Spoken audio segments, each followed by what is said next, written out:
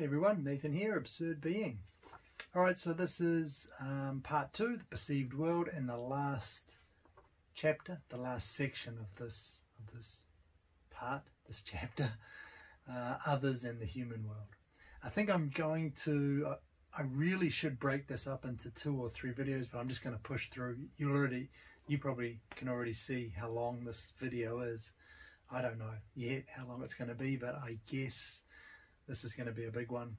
There was no real, just couldn't see a good place to break the video up. This whole chapter really, it's all one big long continuous theme. So I just thought, forget it. I'll just push through it, make you sit through and watch it all. Okay, so let's get straight into the first topic, which is natural and historical or personal time. So the first thing we're going to look at is this idea of, we'll take that second time first, historical or personal time. And so of this, Merleau-Ponty says, this is my grasp of the past and the future. So especially, he draws attention to the way that my actions in the present give my past a sense. So they bring some meaning to my own past. And so this made me think about this from kind of a personal perspective. That really rings true for me. When I was many years ago in my 30s, I started reading a lot of philosophy, writing these crazy in-depth summaries, which really there was no overall goal. I didn't have a purpose for them. I was really just trying to deepen my own understanding, kind of assimilate all of this knowledge, but I had no greater goal or purpose in mind. But then at some point in the future, from then, I decided to create a website, and then suddenly I had all of this material that there was, a place to put all of this material. And so all of that activity, it doesn't change why I wrote those summaries when I wrote them, but it casts them in a new light. They now have a new signification for me. There was, again, the purpose doesn't change at the time, but now they make sense in a kind of bigger picture. And so I think that's quite insightful, the way that our actions in the present give our past actions a sense or a meaning. However, Merleau-Ponty says, I can't be sure that I understand my past better now than when I lived it. So just because there is this, does create some kind of coherence, some kind of brings some order, puts things in perspective, I still can't be sure that I'm understanding my past any better than I did at the time. And it also means that in the future, not only my present actions now, but my past actions will also be reinterpreted or available to be reinterpreted. They may take on a different meaning. So whatever I have now, however I grasp my past now, isn't fixed. It could change in the future.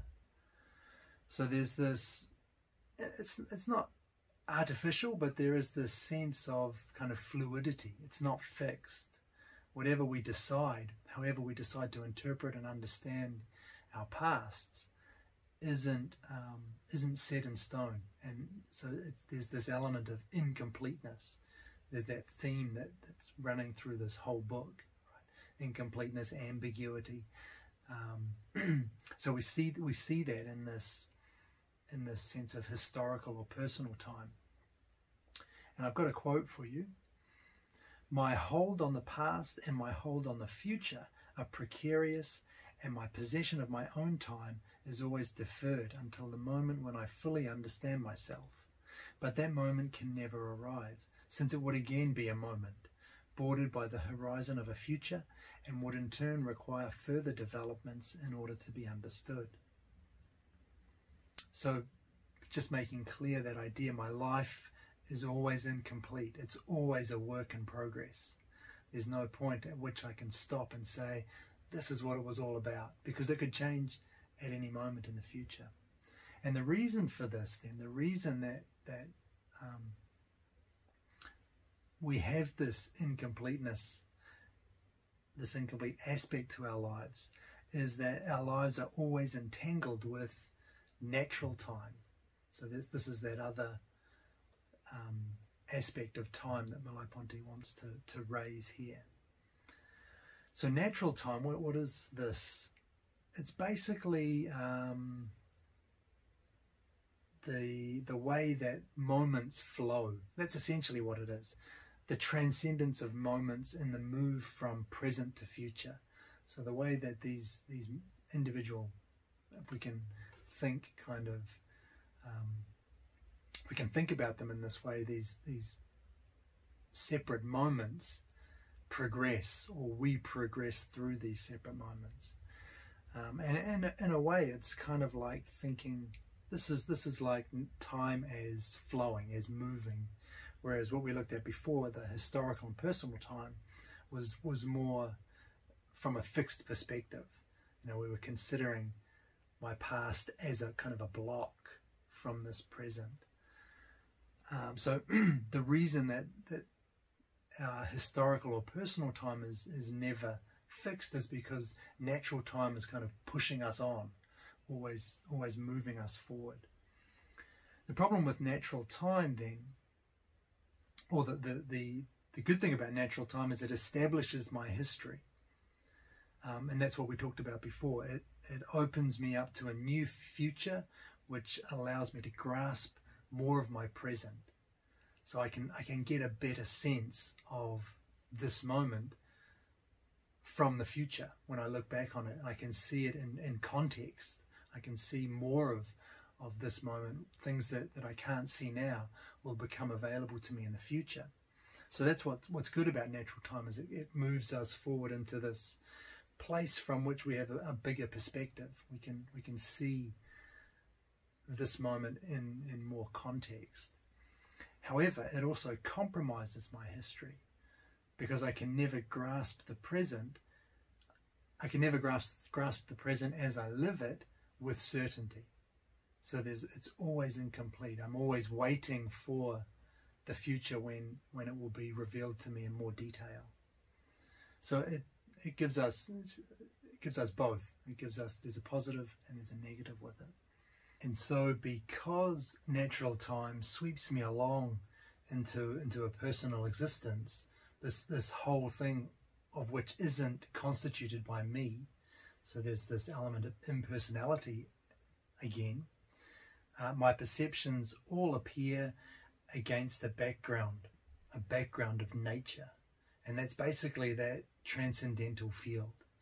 There's everything that our personal lives, our historical personal time, is set against this other background, this natural background that we have no control over. We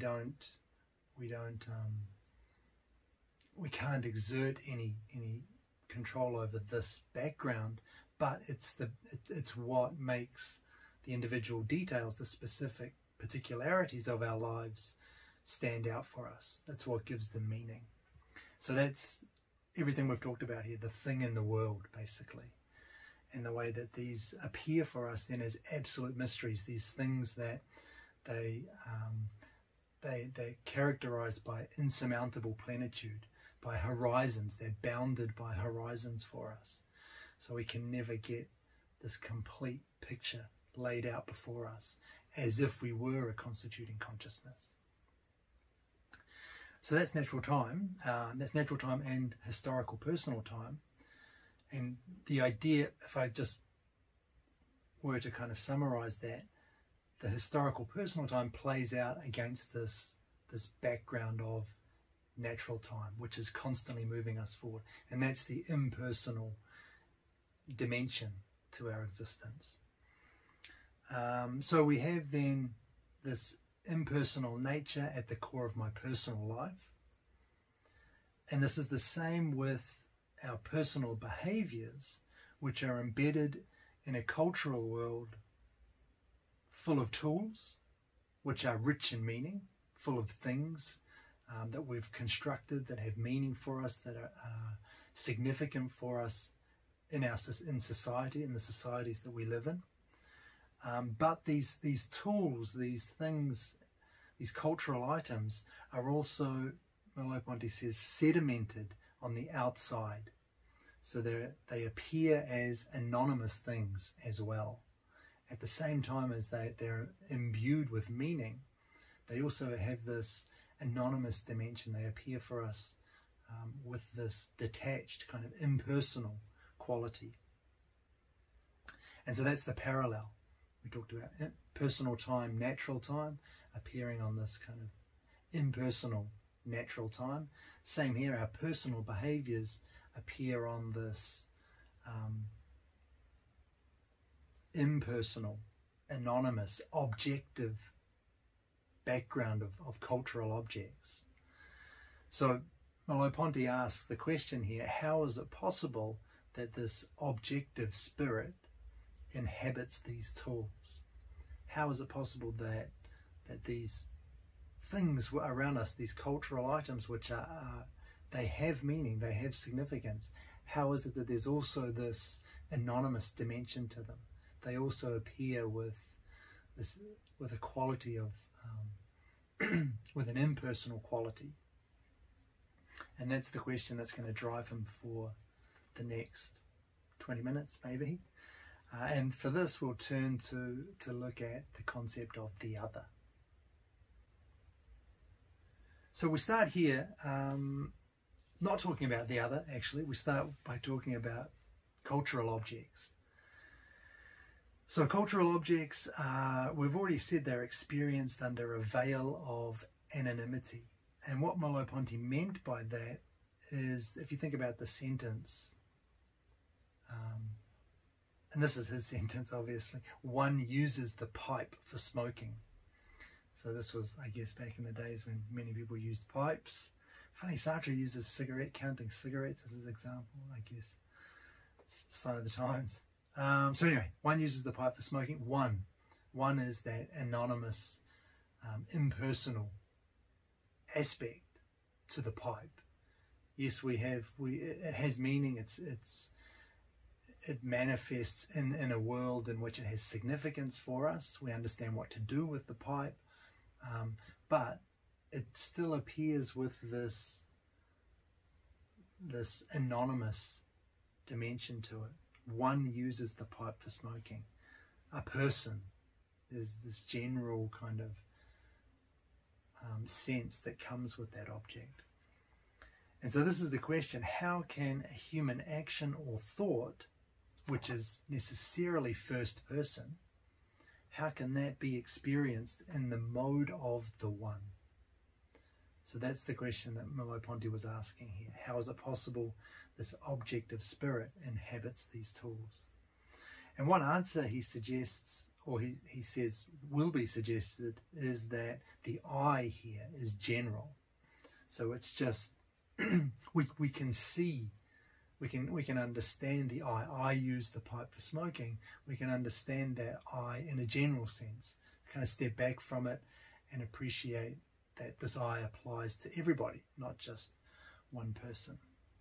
So it puts us into a general cultural milieu, and with behaviors that apply to anybody in general. The problem though is that with this answer, Merleau-Ponty says, how can I experience that cultural milieu from that perspective, from that general perspective? It's really the original question. So it hasn't answered the question how we actually get to this point, how we get to this generalized anonymous conception of the I. So another possible answer is that when we see others, we can make an analogy from their behavior to my behavior. and then we grasp the sense of whatever object it is. So we see other people smoking the pipe, and we can analogize from them to me. I can also use the pipe in that way. So we get this understanding of the pipe through that analogy from others' the behavior of others. And the problem, though, is that it still doesn't get to the question. It still hasn't answered the question. The other person's actions are understood through my own actions again. So everything's coming back to this first person perspective. How is it, though, Merleau-Ponty wants to ask, we can get to that other perspective in the first place? Yeah, so that's the neither of those answers have furnished us with any kind of understanding of the original question. They've just restated it or kind of dodged it. So we need to drill down on this. And the first cultural object that Merleau-Ponty points out, or Merleau-Ponty draws attention to, is the most important one, and the one which makes all other cultural objects exist, and that's the other's body. So back to the body, because the body bears the behavior. So whenever we see someone using something else, we don't see a consciousness, we see their bodies. So the body is what's bearing the behavior, and that's the first cultural object for us. And it's the one that makes others appear in the way that they do. The pipe appears for smoking because the other's body is using the pipe to smoke. That's the behavior that they're enacting. So from that, that's going to be our kind of way into this answering this problem. So the question then, this leads to another question. How can an object in space, the body, how can it bear the trace of an existence? Basically, what Merleau-Ponty is asking there is, how can consciousness appear in a thing, in a body? And I've restated that here. Should I say it again? Yeah, I'll say it again. How can a thought, a project, or an intention detach from the personal existence, that lived first-person existence, and become visible in space? So it was the same but kind of different, so maybe that's useful. This won't answer our original question. We're originally asking how the cultural world comes to be, right? But it's similar, because it will explain how a thought, something interior, something internal, can reside in the exterior, the subjectless, in the anonymous. So if we answer that, it's going to take us a long way towards answering our original question. So the existence of others, that's what we've come to here. Now, for objective thought, this is an insurmountable problem. There's no way to reconcile this. The body it's a pile of organs, right? It's physical stuff. In seeing a body, I can only encounter an objective mass, never a consciousness. And the reason that this is a problem for objective thought is this supposes only two modes of being, the for itself and the in itself. You've got a consciousness, you've got stuff, you've got matter, physical material, which our body is, and there's no overlap between the two. So the one never appears in the other. There's never a physical body in consciousness. Consciousness also can't be a physical body. So it's essentially Descartes' problem, the mind-body problem. And even though I said it supposes two modes of being, the for itself and the in itself, which probably makes you think of Sartre, this is not so much a criticism of Sartre here, I think, because he's also sensitive to this, and he describes the body as not just an in itself, but as he describes the body as for itself. So he's aware of this, and he tries to kind of fit this into his philosophy. So this is not really a pointed criticism of Sartre, I think. But to move on, so for objective thought, the existence of others is impossible.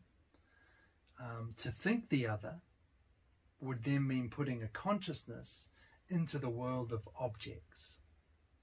It would mean putting something that isn't spatial into space. And so this is a contradiction for Merleau-Ponty. It's a non-starter. And on the other hand, if I constitute the world, if I'm a consciousness, and we're looking from the perspective of a constituting consciousness, then I can't even conceive of another consciousness, because another consciousness would also constitute the world. So there's this, it's just full of contradictions, this idea that a consciousness can appear in the world for an objective perspective, for a perspective that has this distinction for itself and the in itself kind of fixed, locked, and it's locked the for itself, it's locked consciousness away and locked the in itself away in their own separate spheres. If you do that, there's no way to see how these two can kind of coexist in harmony. And this last point that where I talked about putting a consciousness in the world of objects, and the way that if I constitute the world, I can't conceive of another consciousness because they would also have to constitute the world, which means that I don't constitute them. They become like a subject, not an object. That is kind of getting at that because that is a core part of Sartre's discussion of the other. So this really is rejecting the idea that a consciousness can appear in my world as in the world that I constitute. And that, like I say, that is very much a rejection anyway of Sartre's account of the other. So what are we going to say? How are we going to resolve this? Well, the answer is that for Merleau-Ponty, as we've already seen, the body and the world aren't objects, aren't separate things related by physics. They're not normal objects. The body is, perhaps I'll read the quote and then go from there. I have the world as an unfinished individual through my body as a power for this world. I have the position of objects through the position of my body, or inversely, I have the position of my body through the position of objects, not through a logical implication, because my body is a movement toward the world, and because the world is my body's support. So it's a nice quote, that one, right? I have the world as an unfinished individual through my body as a power for the world. So the relation between my body and the world isn't one of an object surrounded by other objects. But we've talked about that quite a lot, right? I have the position of objects through the position of my body. Or the same thing, I have the position of my body through the position of objects. So there's this deep reciprocal relation between the body and the world. And again, my body is a movement toward the world, and the world is my body's support. There's this intertwinement. They're intertwined in such a way that there's more going on here than just the body being a thing surrounded by other things.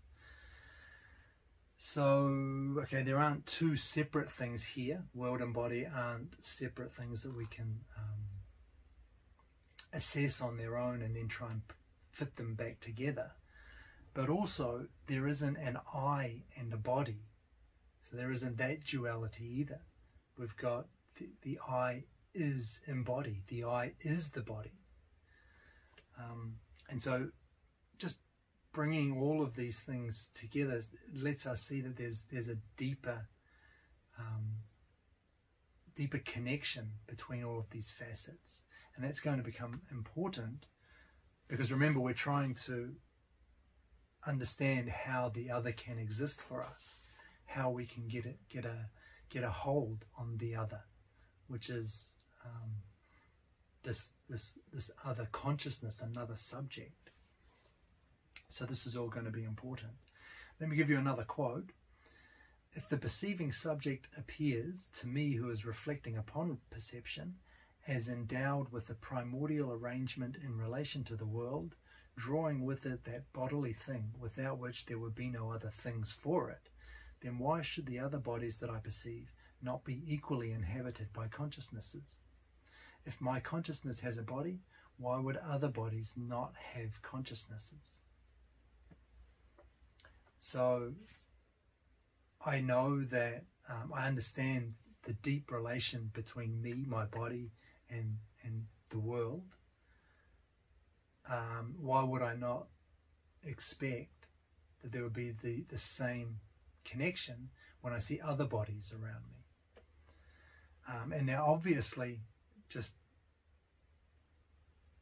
well, I think it is obvious. He isn't talking about the body as in the body as a kind of physiological thing, the body that a scientific, a biological textbook would describe it. We're talking about, so he says actually signification and intentionality don't inhabit molecular structures.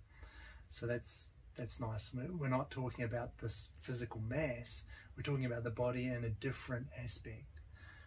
But it's not some kind of mystical, ethereal body that is, non-physical in some way. So there are no metaphysical implications here.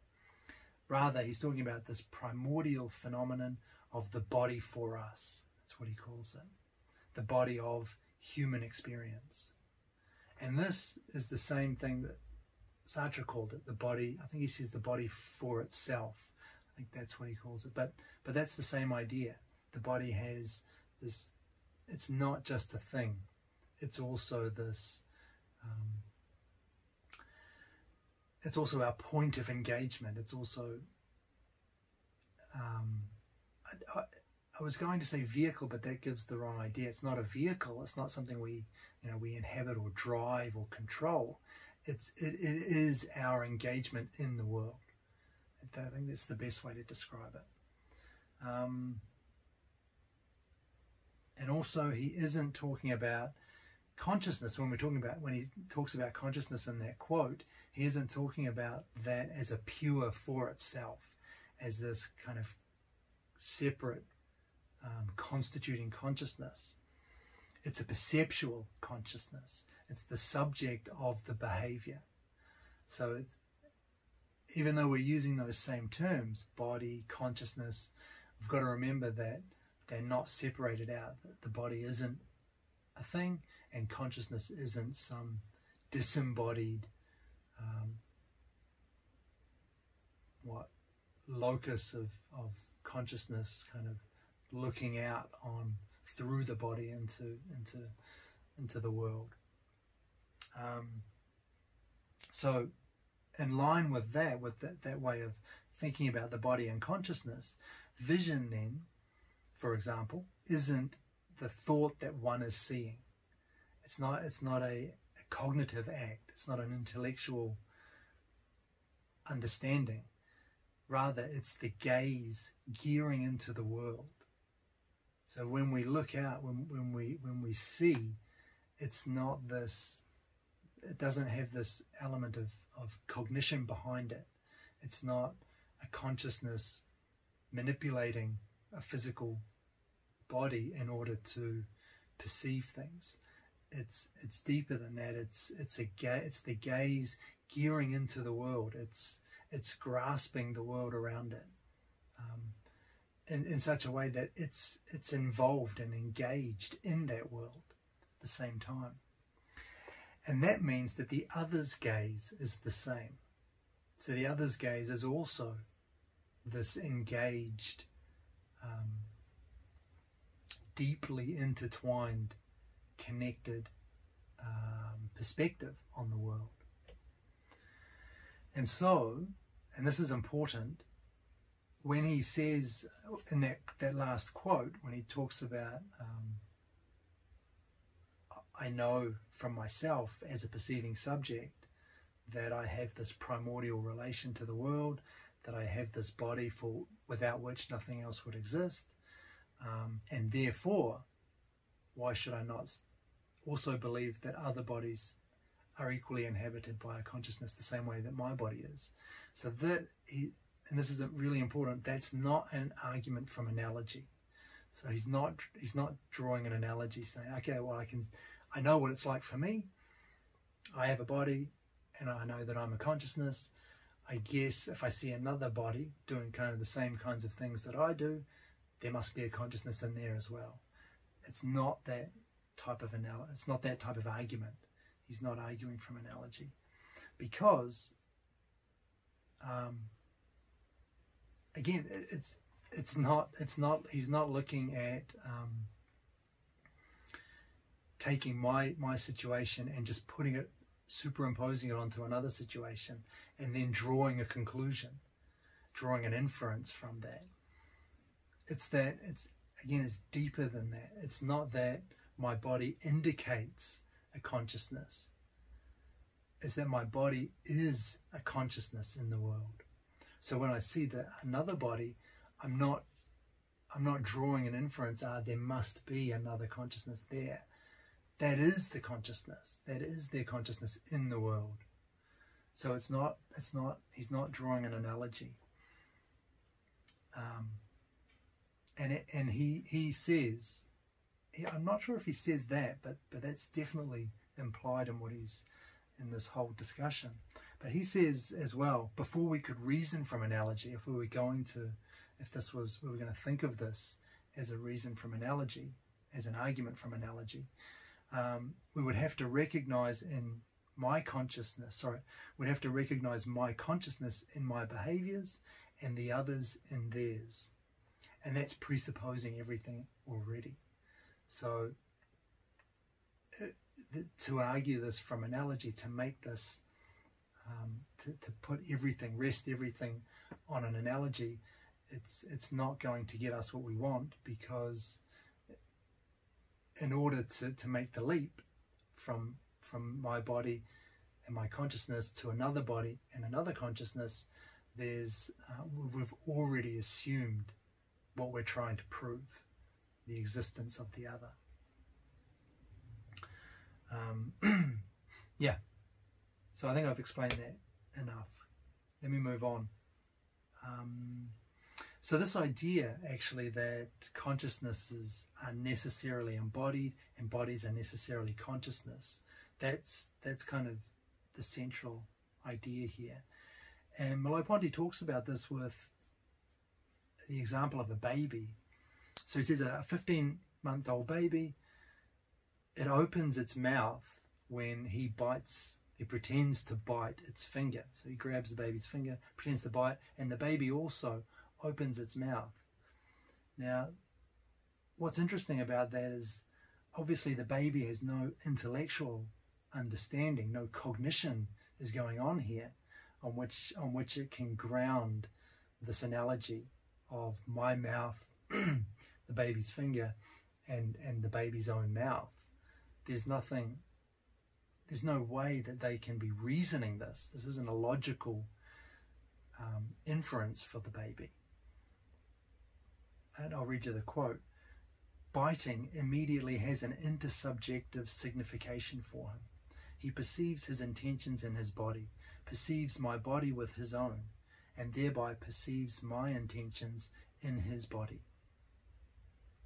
And so, again, that idea, the baby and I, we're both in the world completely.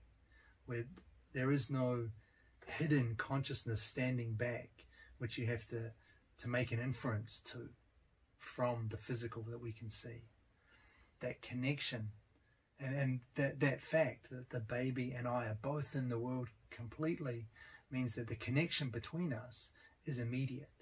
There is no, we're not going through kind of, we don't have this step from like subjective consciousness to physical body, to another physical body, and then to another subjective consciousness.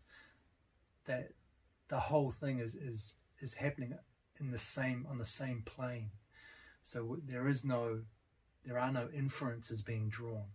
There is no reasoning. There's no intellectual leap being made. He takes a moment next to talk about the idea of independent constituting egos in conflict. And this is very much the Sartre Hegel type picture. And basically, for Merleau-Ponty, this makes no sense. It's just, as we've already said, there's an inherent contradiction in here. One can't be both a subject and an object, but that's exactly what Hegel and Sartre maintain. That the other can be an object for me unless they overpower me, and then they become the subject and I become an object. So for Merleau-Ponty, this whole discussion, it's too focused in a separate, detached, constituting consciousness. So he's not on board with that. He also says that my body and the other's body are not objects here. They're never objects. Instead, they're behaviors, and that's because they're conscious act. They're the way that the consciousness is acting and engaging in the world. So we can't treat them as objects. That they aren't this in itself. They're never. The body is never an object in the world, the same as other objects. And really, that's the difference between him and Hegel and Sartre here. The body has to be understood as a behavior, the behavior of a subject. So he just continuing along this idea of egos in conflict. If there's one constituting consciousness, then there can only be one consciousness, because that consciousness, if it constitutes everything, nothing else can then take over. Nothing else can also constitute everything. You can only have one constituting consciousness, kind of by definition of what it means to be a constituting consciousness. However, if there is a pre-personal subject given to myself, so if we have this idea of an impersonal, anonymous, transcendental field there, the world, the thing, the body, then I'm not a fully determining consciousness. I don't know everything through an apodictic certainty. I don't have the world spread out before me, open to me completely. And that then gives us room for other consciousnesses to exist. So if we think of ourselves as the separate, standalone, independent for itself, we can never get to, there's just no space for another consciousness to exist. But if we aren't this dominant, determining consciousness, then suddenly there is no problem. There is no contradiction with seeing other consciousnesses also inhabiting this same impersonal background, this anonymous field in which our personal lives play out on. So what have I got next? The same way that individual perspectival views are not independent, so we don't have, remember in the way we talked about sensing and perspective, we don't have separate views, moments of perception which we then put together and get some type of synthesis. In that same way,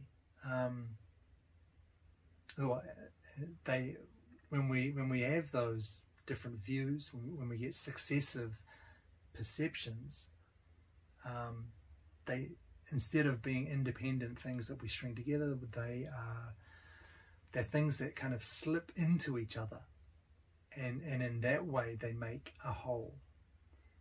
They gather themselves together into the thing, whatever the thing is that we have a perspective on. They all kind of merge naturally, seamlessly. So in that same way that happens with perspective, the same thing happens with the other for Merleau-Ponty.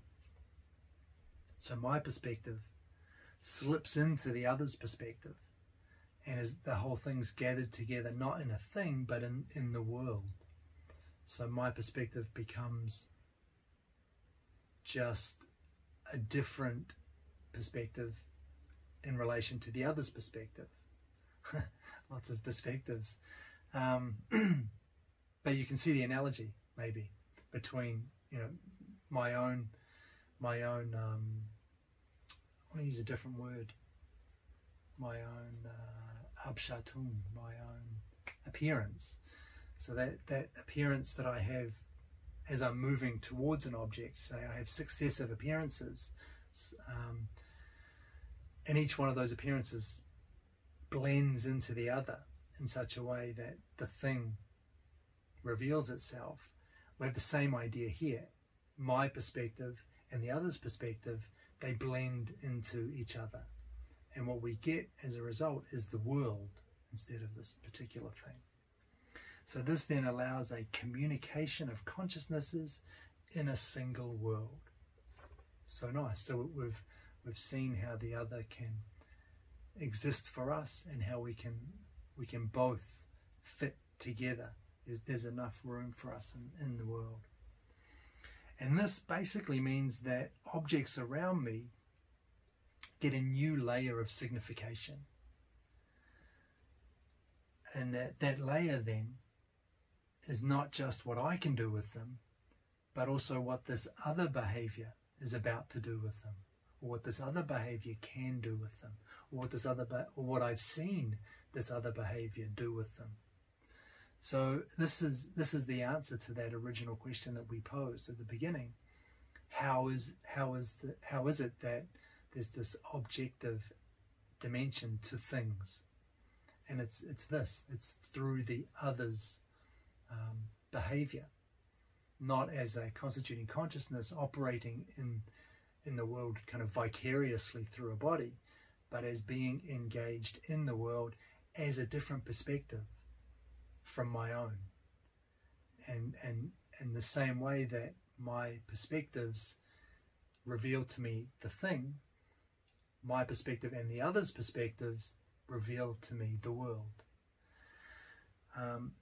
So that's nice, that's good. And they reveal to me other things as well. So the cultural milieu, cultural objects, they all gain this new layer of signification through the other as body. Another analogy, he mentions this, the same way that the different parts of my body form a system, which is intersubjective, which works together. The idea is the same for the other's body. The other's body and my body also form a kind of interlocking system. So it's nice. There's a holistic, everything fits in well together. Perfect. But, there's a but. This gets us to another living being, but it doesn't get us to a person yet. And Merleau-Ponty says that this last step, getting us to another individual, another subject, occurs when we discover this other life annexes natural objects by diverting them from their immediate sense, constructs tools and instruments, and projects itself into the cultural objects of its milieu. So this is that we want more than just another living being. We want to know that they are the same type of being as me, as I am.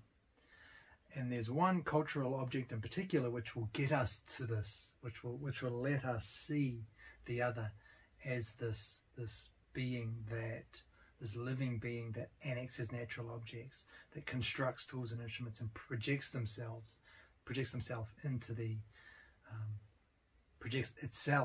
the cultural objects of its milieu. And that cultural object which does that is language. So language basically has a special role for Merleau-Ponty here as a concrete bond between two people.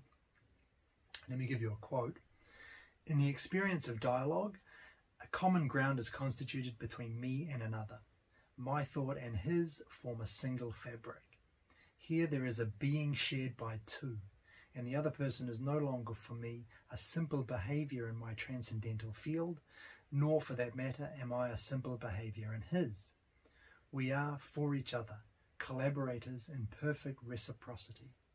Our perspectives slip into each other. We coexist through a single world. Nice. What more is there to say? That's what language gets us. It gets us this deep connection. And what's also good here, or what's also worth noting, is the way that through language we're just able to grasp and even anticipate the other's thoughts. You know, we can finish someone's sentences when we're listening to them, when we're completely in sync. It's a connection that just goes so deep. It's like it gets us not just to the words, but it gets us to their thoughts. We're thinking the same thoughts, and this is obvious and possible through language.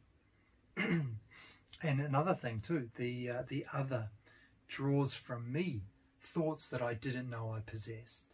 And we've kind of talked about this, I think, the way that, you know, when we're writing or talking, it's not an intellectual act. We're engaged non-thetically. You know, we're not planning every word before we say it. And often the things that we say, I mean, we didn't plan to say them.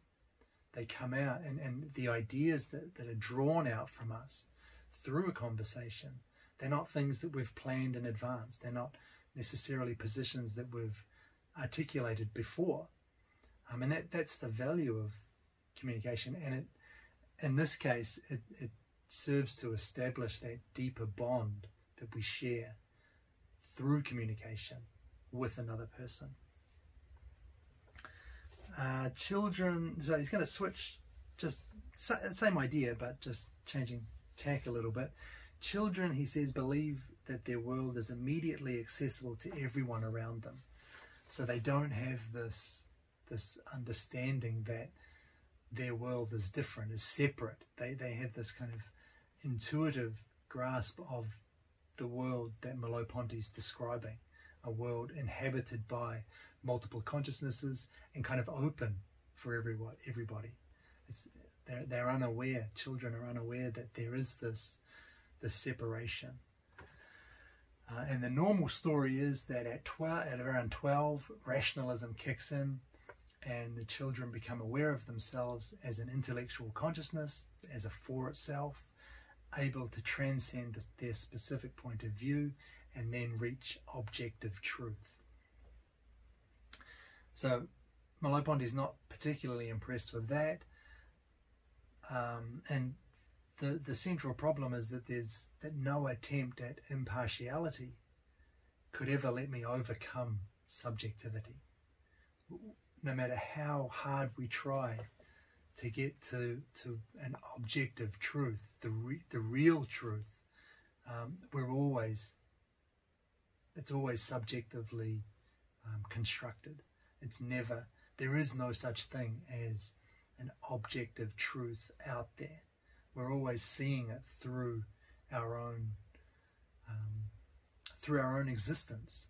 I don't mean like through our own opinions or through the lens of our experiences, although that's also true. But just the fact that we're embodied, that we have the senses that we have, that our brains have evolved the way that they have. That all of this conditions what we see, how we understand things, how we think about things, and any ultimate truth that we come to will always be conditioned in this way. So you just can't kind of overcome that. Have I said that already? Any objective truth can only be built on some prior certainty of touching being itself. Yeah, which is different from what I said, I think. If you want to get an objective truth, you already have to have some engagement, or it's already based on something subjective, and therefore prior to every decision, prior to every understanding, you're already situated. You're already subjective. And he just throws in here as well, kind of reference back to Hegel, same idea there. Hegel's model of conflict between me and the other already presupposes what it's supposed to prove, which is the other in the first place. It already presupposes that there is another for there to be a conflict. So it's the same idea. In order to reach some objective truth, we have to overcome subjectivity, but that objective truth is already built on subjectivity. It already presupposes it. And it's the same idea with Hegel. It's a little bit out of, that should have come in earlier, but hopefully it's not too jarring. All right, so let's have a look at the next section, because we're going to come back to solipsism after all of that. And here Merleau-Ponty asks, he kind of throws into question everything we just said. You know, you're going along with him, you're reading, he's like, yeah, that makes sense, that's brilliant, this is great, our consciousnesses slip into each other, we're all part of this world. And then he says, wait, hold on, is it really the other that we reach through this method? When we work through it like this, have we really reached the other themselves? And he said, actually, we haven't. Instead, what's happened is we've leveled out the I and the you into an experience shared by many, or a collective consciousness. So we thought we were getting to the other, and we made some significant steps in that direction, but ultimately we didn't actually get there. What we did is replace the other and I with a collective consciousness. And then if we want to go from here, this collective consciousness, this kind of overarching consciousness, which is a blend of mine and the others. Remember their perspective and my perspective are two perspectives of the same world, so that there's space for them to fit together. If we have that and we want to get to the other's actual consciousness, we have the same problem that we had at the start. They still escape us. What does he mean by that? Let me read you a quote and we'll go from there. I perceive the other as a behavior. For example, I perceive the other's grief or anger in his behavior, on his face and in his hands, without any borrowing from an inner experience of suffering or of anger. And because grief and anger are variations of being in the world, undivided between body and consciousness, which settle upon the other's behavior and are visible in his phenomenal body, as well as upon my own behavior, such as it is presented to me. But ultimately, the other's behavior and even the other's words are not the other himself. The other's grief or anger never has precisely the same sense for him and for me. For him, these are lived situations. For me, they are appresented. So that's what he means here when he says we didn't actually get there. We didn't get all the way. I see the other. I see their body. I see their behavior in the world. and I establish a common world, but I never properly cross that divide. For the other, their experience, their anger is lived. For me, it's merely suggested. The word I use, I quite like that word, appresented, which if you remember means making intended as co-present. So it's the other's anger is there for me in the same way that that when I'm looking at the cube from the front, the rear of the cube, the rear face of the cube is also there for me. Through, I'm aware of it through looking at the cube, the front of the cube. And it's kind of the same way with the other. The other's anger is there, not directly. I'm not experiencing it the same way that the other is. Rather, I'm kind of seeing one face of their anger, and I'm able to, I'm aware of this lived experience, but it's like the rear face of the cube. It's merely appresented before me. I'm not getting a direct grasp of it, and that's just because you can't experience another person's experience, right? But that's what Merleau-Ponty's talking about here. So ultimately, this interworld that we've tried to create is still my project. It's still for me. And he says, I don't desire the other person's well-being as my own. And it's that always that leaves us with this divide that we're just not able to cross. Every engagement takes place in a previously open field centered on a self.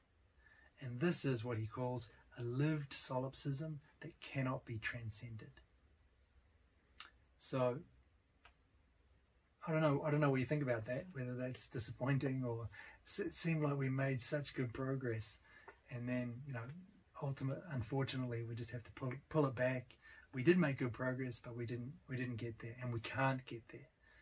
There is ultimately a lived solipsism here that just we can't overcome. So since we can't overcome solipsism from the outside this way, he asks, can we do it from the inside?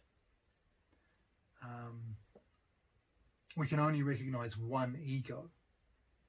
But he says, what if we make this ego a universal subject? Then essentially he's talking about God. We're a spectator, and the other and myself are then equal before this universal subject. And like I said before, this is God. And the problem with this then is it means that there's only one. There's only one universal subject. There's only one God. And so what Merleau-Ponty focuses on is my love of the other then doesn't come from me, because properly speaking, there is no me. It's God loving the other. And then the other doesn't actually exist. The other's God as well. So it's just God loving himself.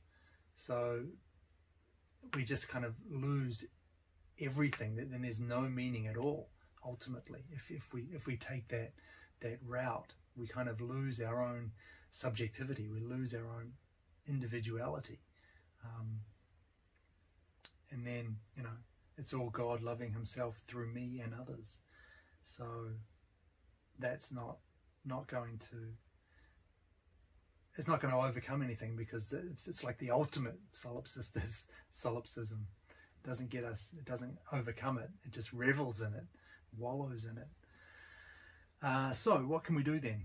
Well, luckily, Merleau-Ponty does have some thoughts on this, and we'll look at this in the next section, moving beyond solipsism.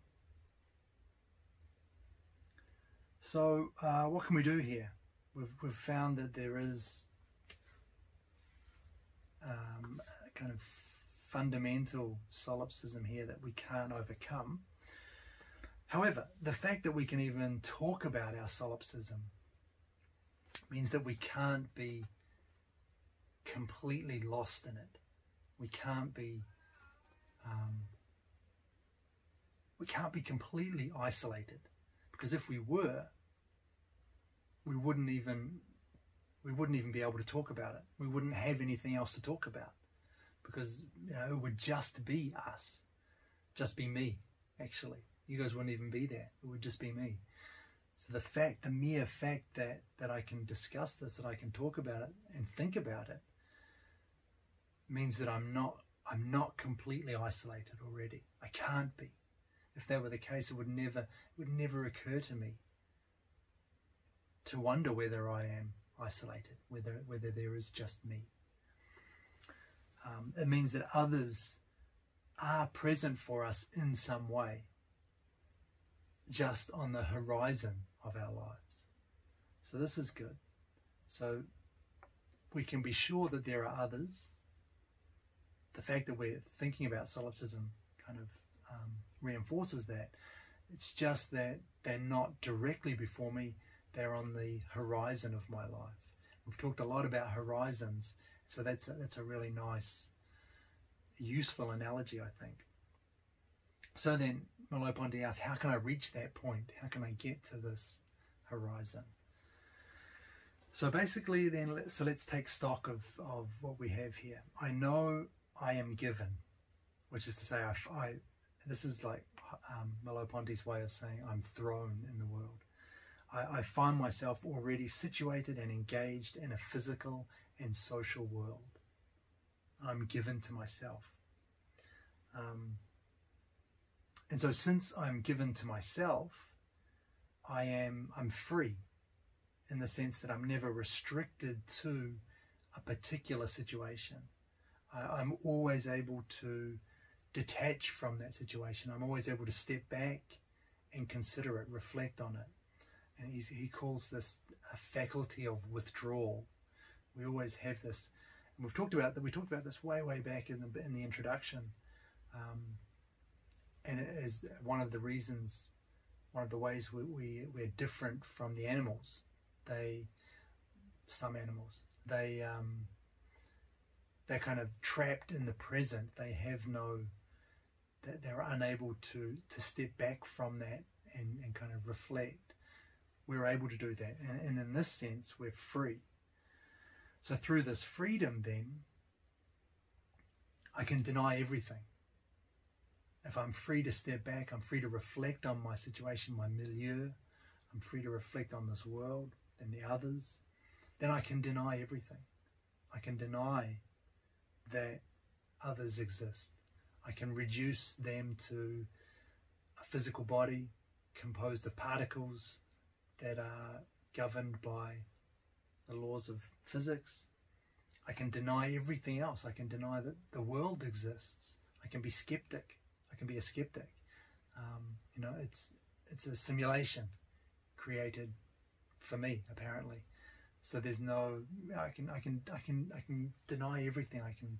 This capacity that we have, this faculty of freedom, lets us do this.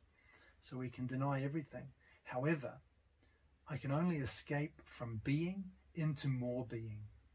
For example, I escape from society into nature, or from the real world into an imaginary that is made up of the debris of the real. I only call some such perception into question in the name of a truer one that would correct it. If I am able to deny each thing, this is always by affirming that there is something in general. And we've seen this before too, so we're coming back to this idea. It's inconsistent. Is that the word I'm looking for? It's incoherent. Solipsism, skepticism, they're incoherent positions. You can't seriously maintain them and at the same time live. You can't seriously hold these ideas.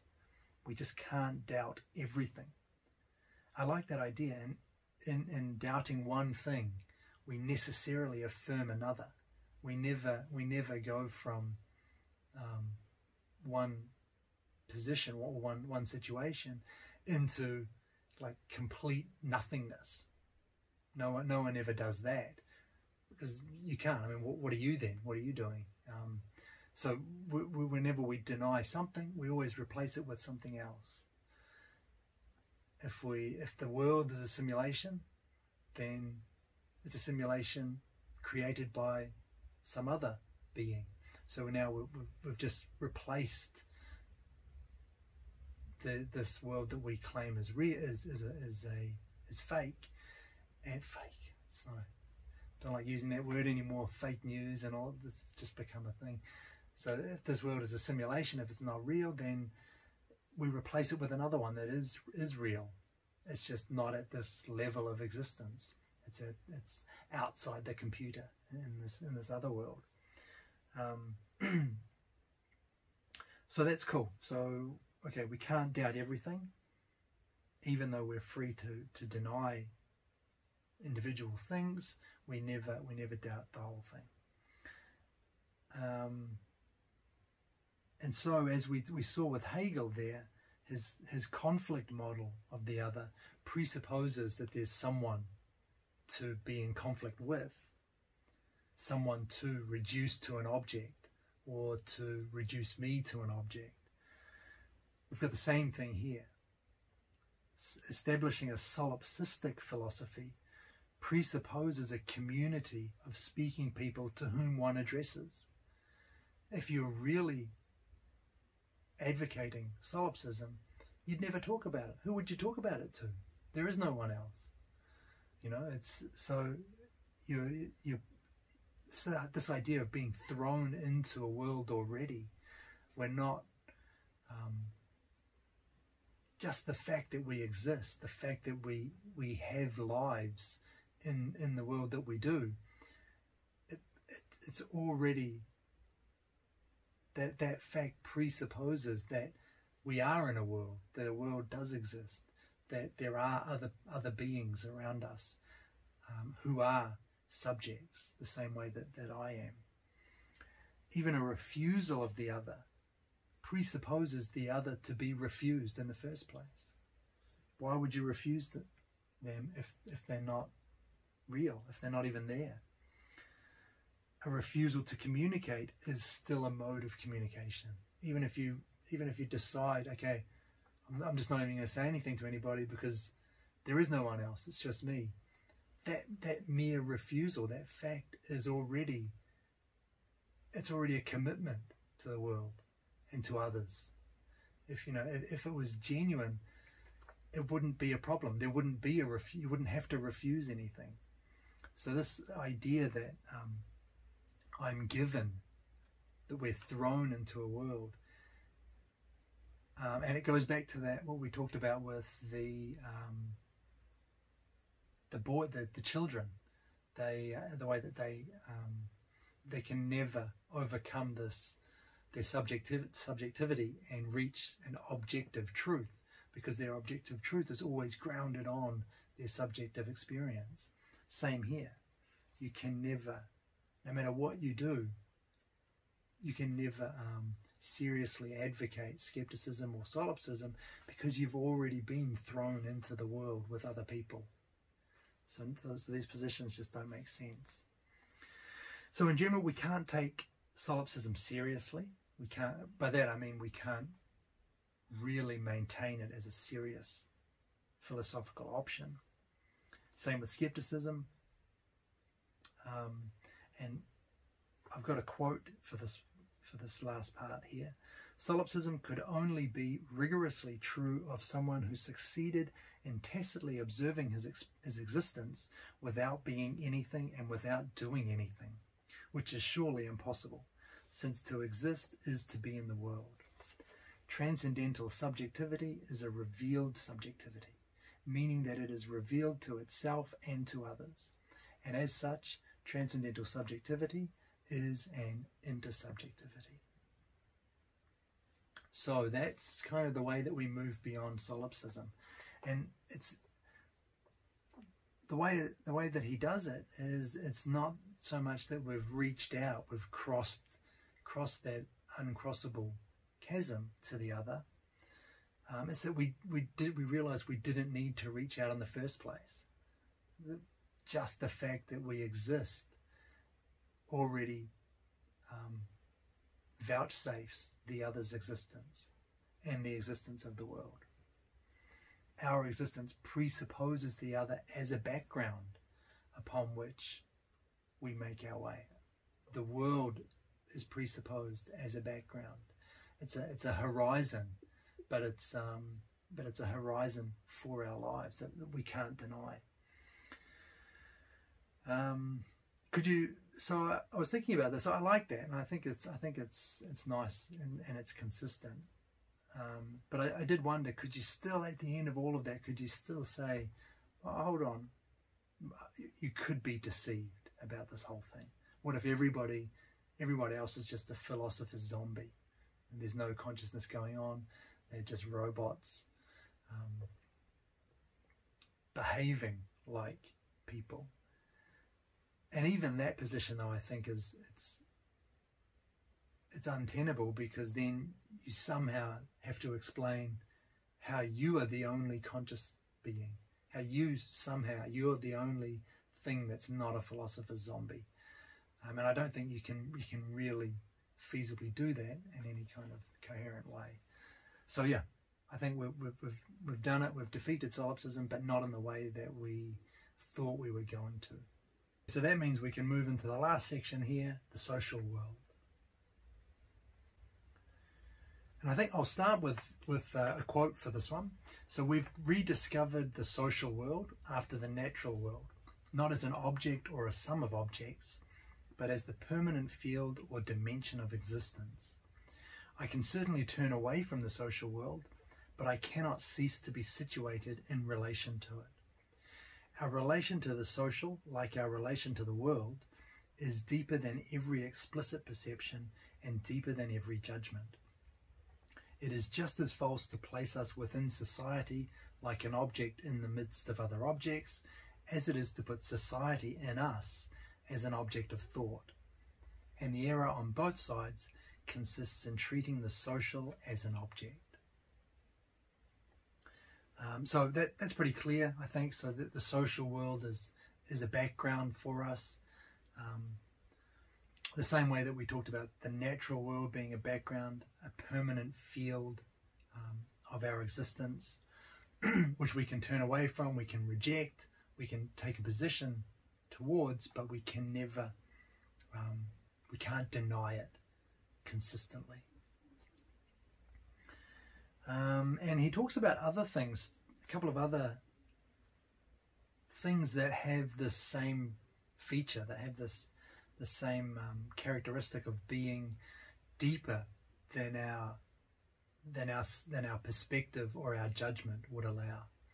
This idea that it's almost like that insurmountable plenitude, the fact that we're just unable to see them in their entirety. Same way we talked about at the very beginning of this video, my past.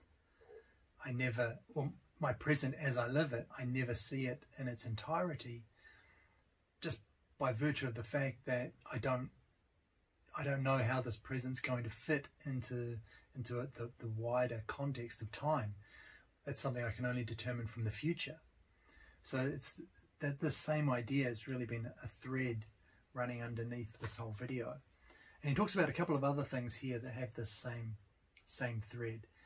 And one is events. And he talks about the Battle of Waterloo. And what is the Battle of Waterloo in truth?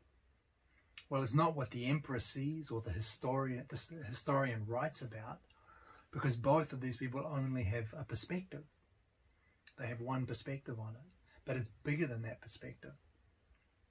Even if you think of the historian, even though they may have amassed all the facts, all the details, but that's like my future self looking back on this present moment. I may have been able to see how what I'm doing fits into future projects and goals, and I'm able to place it in a wider context, and I learn what other people are doing at the same time, so on and so forth. But that doesn't give me any, it doesn't let me see this present moment as it really is, if such a thing doesn't exist. But it doesn't let me see it, the objective truth of the moment, because there is no such thing. And so talking about the historian and the Battle of Waterloo, the historian knows all of these facts. They know how the battle turned out. They can put it into context and make of it a knowable object, an object that we can grasp. So that's what the historian can do with that. But the true Waterloo, and as far as that word makes sense, is what happened on the border of these perspectives. It's something that's inaccessible, just because it's in the same way that the other was inaccessible to us ultimately, but it didn't mean that we had to deny that the other existed, or that we couldn't know anything about the other. But it does mean that the other's not an object for us. We can't encapsulate the other as an object. The same with the Battle of Waterloo. We can't condense it down into a graspable object, because it always overflows that. It always overflows whatever however we try to squash it into this object-sized box. So yeah, it's back to that insurmountable plenitude.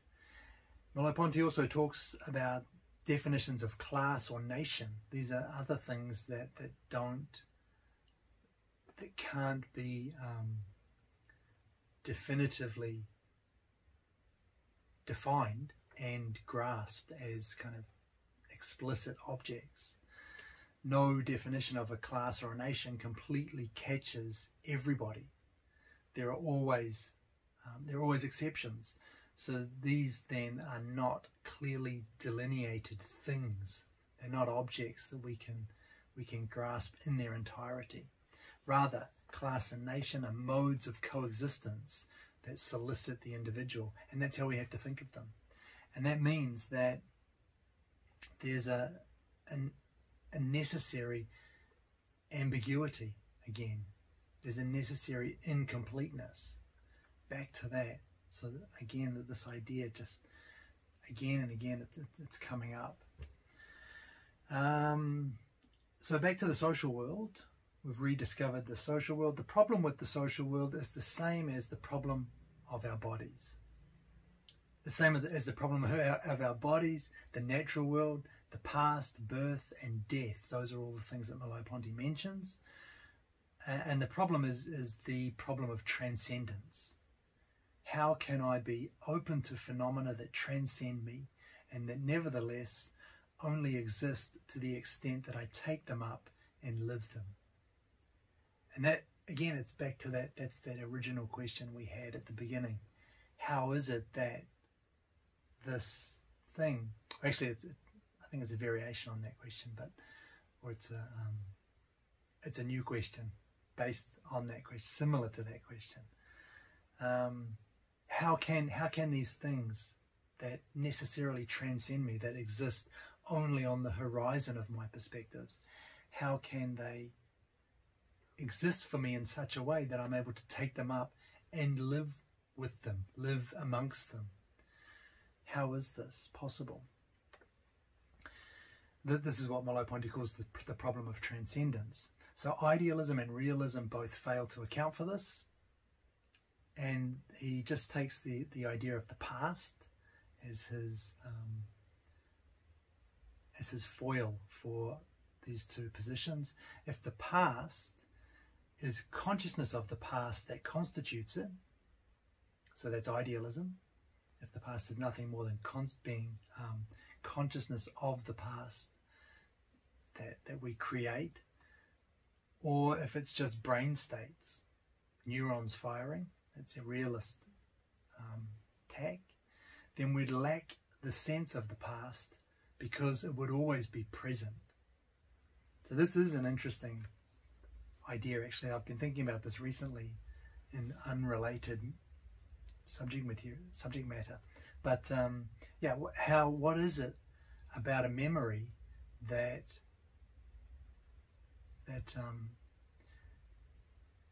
makes it past for us? What is it when we remember an event?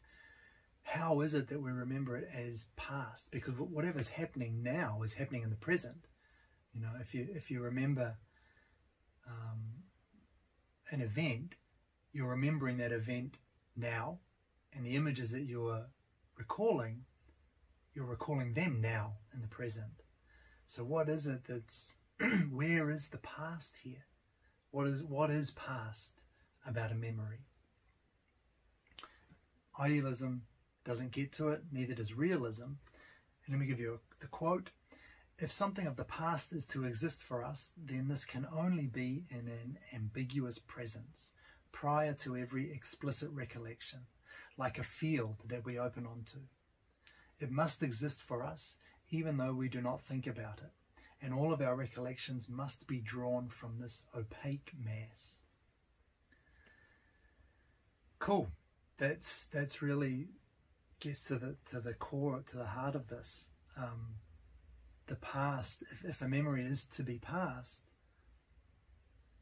it must open onto something that's not, you know, there's an ambiguity here. It opens onto something that is present for us all the time. This past, perhaps this mode of consciousness, this mode of existence, which is opening the memory into this field, this mode of being, which is past. But it's not just, it can't be reducible to something that's happening in the present. The past exists for us always as this amorphous, ambiguous field that we're able to drill into at any time. We can call on it, but it's always there. It's always available to us. The same with all of these things, my body, the natural world, birth and death, same thing. They exist. They exist for us now, but in this kind of ambiguous presence. It's not an explicit presence. So the past is a background or a field. I like that way of putting it. Same for those other things: body, natural world, birth, death, social world. And I guess future. Merleau-Ponty doesn't say that, but I guess it must be true. And the point here is that all of these things have a theoretical immanence. What I see around me, what I'm able to engage with, what I'm able to take up and live, but they have an actual transcendence. So they also exist before appearing as definite objects for me. And this is just the transcendental field. It's what this other how would you describe it? Mode of being, perhaps. That's the only thing that comes to mind at the moment. But it's this other presence that's always there, which is an actual transcendence, but a theoretical immanence. That's important. It's important to remember that, because we're going to come back to that. I think, if I remember to come back to it, we will. So that's what this problem of transcendence is. Things have a theoretical immanence. They're there for us. We can engage with them. We can discuss them. We can think about them. The past, our birth, our death. These are all things that are there for us. Yet they're actually transcendent. They're on the horizon. They're never explicitly, directly graspable for us. So now then, this idea of theoretical immanence, actual transcendence, it's a contradiction, and it's at the heart of Merleau-Ponty's philosophy, which is a problem. But, and Merleau-Ponty says this, it would be a problem if we were going to stay at the level of mere phenomenology. But his plan is to take us into temporality, to ground all of this in temporality, at which point he tells us that this contradiction will be dissolved, I guess, or will at least resolve itself in some way. So we'll have to wait and see if he can make good on that promise. But But that's where the final 3 chapters are going to take us. He tells us he's going to reconnect the paradox of time to the paradoxes of the body, world, thing, and others. Okay, so that's this chapter. Whew. Let's have a quick look at a summary. So first thing we looked at was the transcendental field. This was kind of a broad look at this. Historical and personal time versus natural time, the way the former plays out on the latter, which is this impersonal, ambiguous, anonymous was a more important term there. And this was reflected in other dimensions as well, the personal life versus the natural world, and behaviors versus the cultural world. So, and it's not really versus, I mean, I've put that there, but it's more that the second part of those comparisons was a background on which the first plays out. Then we looked at the other, and we saw the way that the other was known through the body as a behavior, not as an object. The other's body was their presence in the world, was the other's presence in the world. And this answered how cultural objects can be anonymous, because we're able to see the other as other, interacting with things around it. So it solved that problem for us. The other's body and mine form a system. So we had that complete intersubjectivity. We were there. The other's consciousness and my consciousness slip into each other, and we had a collective consciousness, which turned out to be a bad thing. But language, we also looked at language as a concrete bond between me and the other. And as I kind of hinted at there, this took us into solipsism, where we saw that there's a lived solipsism that can't be transcended. We cannot get to the other's experience. However, solipsism as a disbelief in the existence of the other can't be maintained. And the same held for skepticism in general. So we did get through solipsism by looking at the social world, the next part, where we saw that there was a permanent field of existence. The others were a permanent field of existence, not a sum of objects. And the world and the things in it also a permanent field for us, not merely things that we can kind of quantify. And that meant, it was that meant solipsism was ultimately untenable. And finally, we looked at this problem of transcendence. How can I be open to phenomena that transcend me? And that's a problem we didn't answer here. But maybe one last point to note is we talked about the theoretical, the fact that these things are theoretically immanent but actually transcendent. All of these things that we've talked about, theoretically immanent but actually transcendent. And the question, how is it we're able to live these things? How is it we're able to take them up and engage and live in a world like this? Okay, so that was a long video, I bet. I'm not sure how long it's going to be yet, but I guess I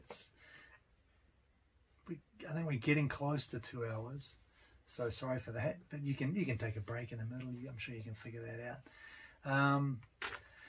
So next video we'll move into the last 3 chapters. Who knows how close we are to finishing though?